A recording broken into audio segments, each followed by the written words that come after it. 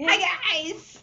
Welcome to Thoughtful Thursday. I'm Amy. I'm Lisa. And today we're going to look into Martha and Mary. I like this story. It's one that there are a couple different ways you can view it, and then you can do that with any story basically. But I love how this one particular draws me in because of the busyness of Martha. So we'll get into that in just a few moments. So we'll see you soon. It's like, did I? Do, do, do.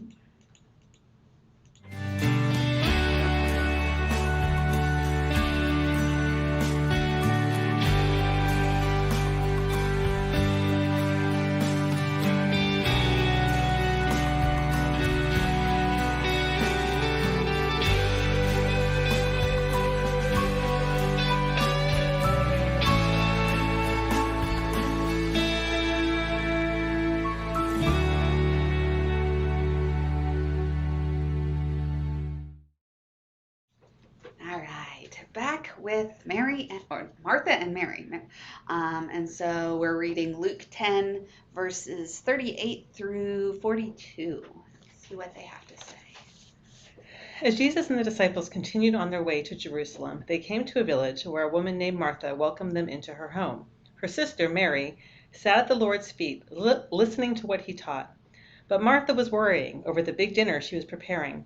She came to Jesus and said, "Lord, doesn't it seem unfair to you that my sister just sits here while I do all the work? Tell her to come and help me." But the Lord said to her, "My dear Martha, you are so upset over all these details. There is really only one thing worth being concerned about. Mary has discovered it, and I won't take it away from her."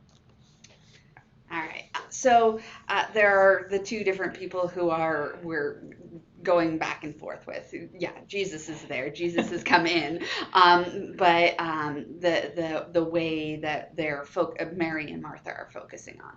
So I was looking at Mary and or Martha, looking at Martha first and seeing what her strengths might be, because this is somewhere where it's like it's that busyness that Martha is in, and what are the strengths of that? That's interesting. I don't ever see it as busyness. Like, so I'm a person who reads this passage and tries to really learn from it, but also a person's like, yeah, I'm that person doing all this work, and I get frustrated when I see Mm-hmm. people not doing what could clearly be their share of the work, right? Whatever Yep. that work is. And Yep. so I think is thinking about Martha's strengths.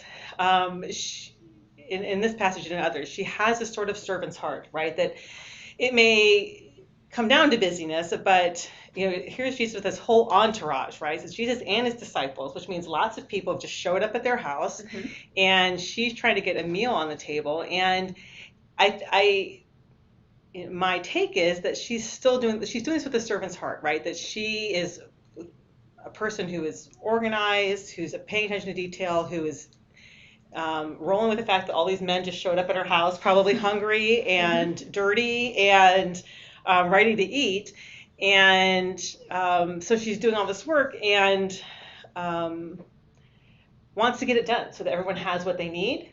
Mm-hmm. And I think those are strengths, like that people who want to serve, who want to um, put themselves in the position of doing that work, even if it's at the last minute, even if it means pulling things together that they wouldn't otherwise be ready to do. Absolutely. And that's part of it. Like that's where I wanted to start with, is that she starts out doing this work in that servant's heart, in that, like, okay, I have all these people. I want to take care of them. I want to do this for them. And that is the servant's part. And I love that. But as you go through the passage, we see that she's busy, she's distracted, she's making all these preparations, but her mind is not focused on why she's making the preparations. She's focusing more on that she's making the preparations. And so, what do you see? Is there a moment that would click for you? Is like, okay, I switched over to this, or does that make it? Is it a longer transition? Do you think? Between being someone who's doing all the work and then recognizing why you're doing the work. Yeah, that servant's heart versus just being busy. I think that it's, I feel like even in this short passage with Martha and Mary in our lives, just sort of an ebb and flow, right? Like often, especially when you're doing service for others, whether it's through church or community service, things like that, that we often go and start in a place like, I am here to help, I'm here to serve God, I'm here to do the work. And you're like, now I'm doing all this work. And it becomes more of a chore versus that spirit of helpfulness. And so I think we often fall into that, like this, and that's why Mary feels, or I'm sorry, Martha feels sort of like left out. That she got caught up in what she needed to do to make things work. But the frustration she has comes from the fact that that she's missing the celebration, essentially, of what's happening. Yeah, that there's the point where doing the work, but then not being there for what else is going on, what else, being able to sit and be just listening, which there's a part in that too, because you have to take time for that as well. That's part of that. Like, this is a very compact little verse, a few verses, but even with that, it's like, okay, servant's heart. You can do all these things, but then sitting with Jesus is so important too. And so not one of my questions this week, but that's part of the balance. Right. So how do you take that balance? How do you figure that out in your week? Maybe not great sometimes, because I was writing down here at church from other things. I think that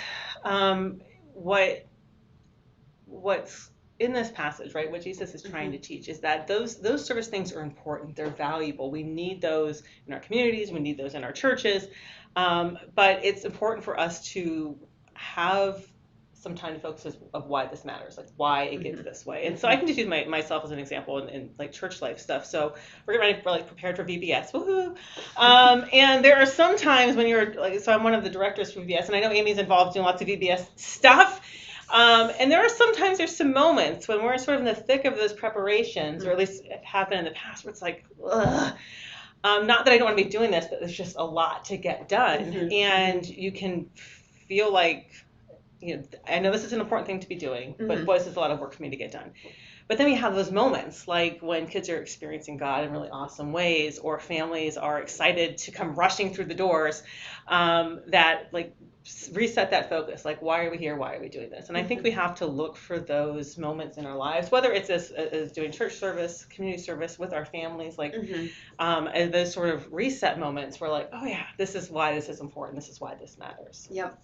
I love it. I always call mine a reset button. It's like I need that reset button, just like a sticker on my hand or something, just to remind me that I can take a step back and go, there's a bigger picture going on here. Yes, I'm focusing in on this busy work, this stuff that needs to get done, but there's more.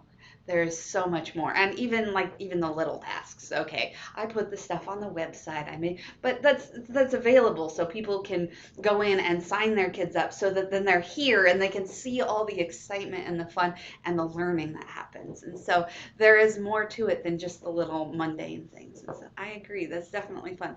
And so as we're walking through it, yours said something a little different. So I'm going to have you read yours. Okay. But mine said, but few things are needed, or indeed only one. And so Mary has chosen what is better. And so your verse 42, what does it say? There is really only one thing worth being concerned about. Mary has discovered it, and I won't take it away from her. I like your version. Not my version, the New Living Translation. I did not write that version. Okay, that version of it. But that's the thing about different versions is like you can see things in a different light. You can hit that reset button and go, okay, what was this supposed to mean? And so she has discerned, she has discovered, that's the word that she was like, discovered that. And so it's something that it's that focus. It's that readjusting that focus. That's definitely kind of cool. Yeah, I think that the spirit of discovery and even discernment, I think those are both important things, that especially when we are caught up in our everyday tasks, even if we're doing those tasks to serve others, that